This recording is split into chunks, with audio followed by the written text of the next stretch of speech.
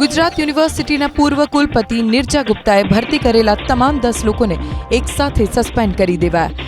યુનિવર્સિટીના ઇન્ચાર્જ કુલપતિએ તપાસ કમિટી અને સિન્ડિકેટ સભ્યોની બેઠક બોલાવી હતી, જેમાં ખોટી રીતે પગાર ચૂકવવામાં આવ્યા અને નિયમ વિરુદ્ધના પદ પૂર્વ કુલપતિ ડોક્ટર નિર્જા ગુપ્તાએ આપ્યા હોવાથી આ કાર્યવાહી કરવામાં આવી.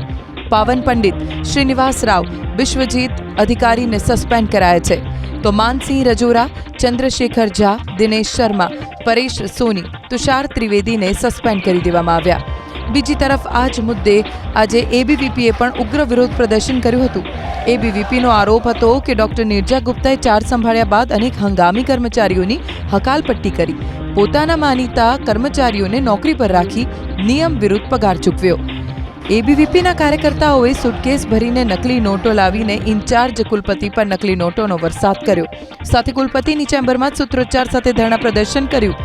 એબીવીપીના કાર્યકર્તાઓએ નાટક રજૂ કરીને નિર્જા ગુપ્તાએ પોતાના મળતિયાઓને સેટ કરવાનો આરોપ લગાવ્યો.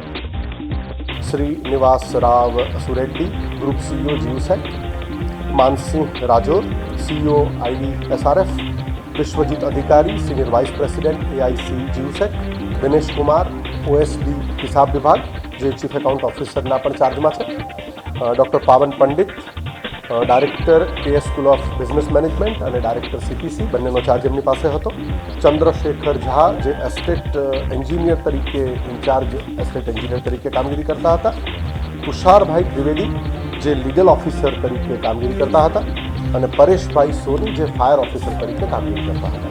આ ઉપરાંત 2 પ્રોફેસર ઓફ પ્રેક્ટિસ, એક છે ડૉક્ટર રાજ ચાવલા અને બીજા છે સોનલ મલ્હોત્રા. આ ટોટલ 10 વ્યક્તિને તાત્કાલિક અસરથી સસ્પેન્ડ કરવામાં આવે છે.